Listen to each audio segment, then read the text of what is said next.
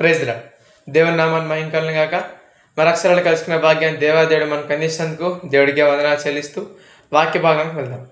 ఈ దినమందు మనం దేని గురించి ధ్యానించుకోబోతున్నామంటే, మనల్ని మన జీవితంలో ఇబ్బంది పెట్టేవాళ్ళు అనేక మంది మనకు కనిపిస్తూ ఉంటారు.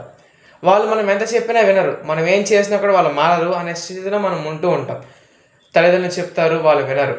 లేకపోతే మన బాస్ అనుకోండి, మనం పనిచేసే చోట మనకున్న ఒక పై అధికారి, అతను మనల్ని ఎప్పుడు ఇబ్బంది పెడుతూనే ఉంటాడు. కానీ అతను మార్చాలంటే మన వల్ల కాదు, మనం ఖచ్చితంగా పనికి పోవాల్సిందే.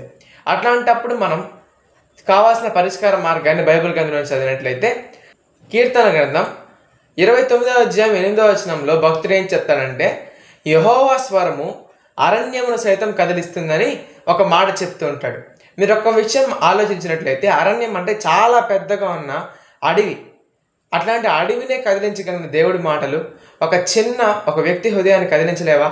నీకేదైనా సమస్య ఉంది, ఒకరితో ఇబ్బంది ఉంది అంటే నువ్వు కానీ దేవుని చెప్పావంటే ఖచ్చితంగా ఆయన వాళ్ళ హృదయాన్ని సైతం కదిలింపజేయగలడు.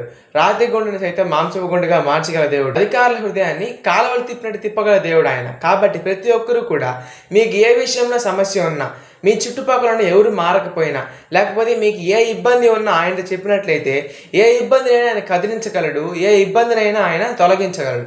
కాబట్టి దేవుడిని అడుగుదాం, ప్రతి ఒక్క ఇబ్బంది నుంచి విడుదల పొందుకుందాం, ఆయన చేసే గొప్ప కార్యాలు జీవితంలో చూద్దాం. ఈ వాక్యం దేవుడు దీవించి ఆశీర్వదించును గాక. ఆమేన్.